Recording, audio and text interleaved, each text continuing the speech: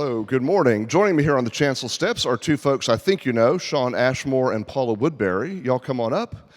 And they are two of our Advent devotional writers this year. For many years now, Wilshire has the practice of engaging our members in writing daily Advent devotionals during the season.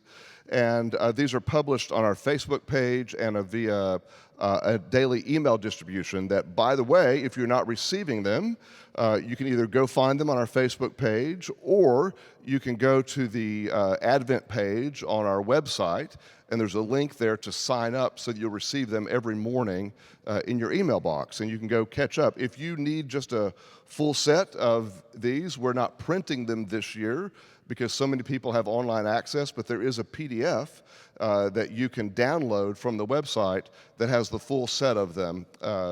And if you don't have computer access and would like to have a printout, just stop by the front office and they'd be glad to help you with that as well. So our Advent theme this year, as you've heard already, is a season for dreamers. A little bit different take for us as we think about not only biblical figures who have been dreamers and prophetic voices, but trying to pair them in our daily devotionals and sometimes in the worship, in the sermons and other practices that we're doing with more contemporary prophets or dreamers along the way. And so each of our daily Advent devotionals tries to make this pairing of someone. And Paula and Shawn, tell us who you chose, what your assignment was and who you chose and maybe why you chose that person, and then we'll talk more about them. Well, I think I didn't follow the directions exactly right. So I didn't choose so much a modern-day prophet as I took the angle of looking at Eve and how we have Eve in us, and that any of us put in Eve's situation would have made the same decision as Eve had made, and how important that is for us to remember. Indeed. Well said. I chose Mary, the mother of Jesus, and the prophet that I chose was Johnny Cash. And we'll get into that in a minute, as I may be raising some eyebrows.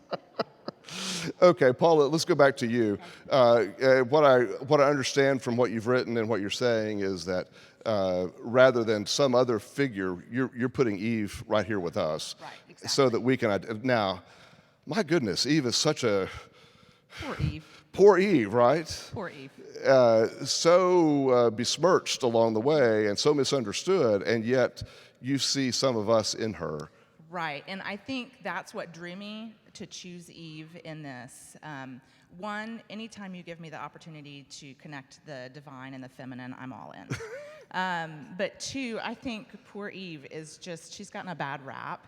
And I think for me, in my journey in life, seeing people who are imperfect is so much better for me because I know that my journey in life is to fight perfection. And so to see the examples where mistakes have been made and choices have been made and we get up the next morning and we keep going, I think that's really important for me. But also, I love a good challenge. And when you said Eve, I'll be honest that I couldn't see it. And I have found as I've grown in my life that when I can't see it, that usually means there's something I'm not seeing. Yeah, I may have said it wrong just a moment ago before you hand off the mic. I said that there is, that we are in Eve, but maybe the reality is that there's Eve in us too, right? Yes, I think I wrote in there that we have more Eve DNA in our life than we would like to admit.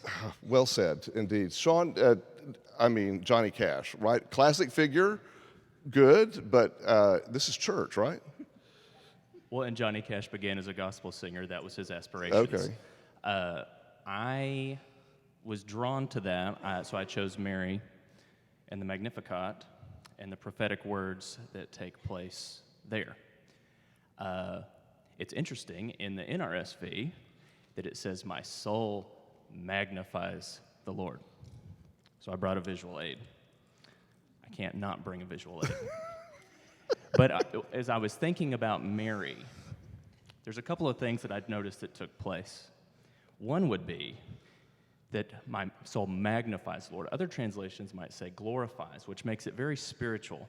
But the magnifies means to sort of enlarge, to think that Mary on her own interior life is projecting this out.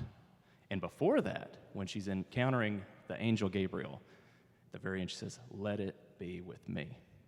And then, of course, she goes into this beautiful song that we know. But the thing about the magnifying is that she's magnifying this to God, but the thing that it also made me wonder was if God maybe is looking down upon us to see those of us that have an enlarged soul and spirit, the type of people that God can use.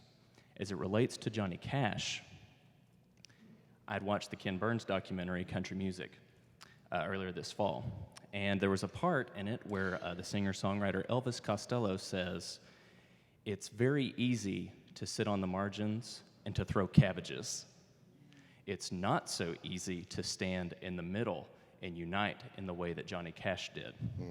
So my approach was to see how standing in the middle and uniting people at polarities and extremes, that is prophetic work too. And that requires a lot of gymnastics, and it requires a lot of conviction to be able to have a message that can relate in both ways.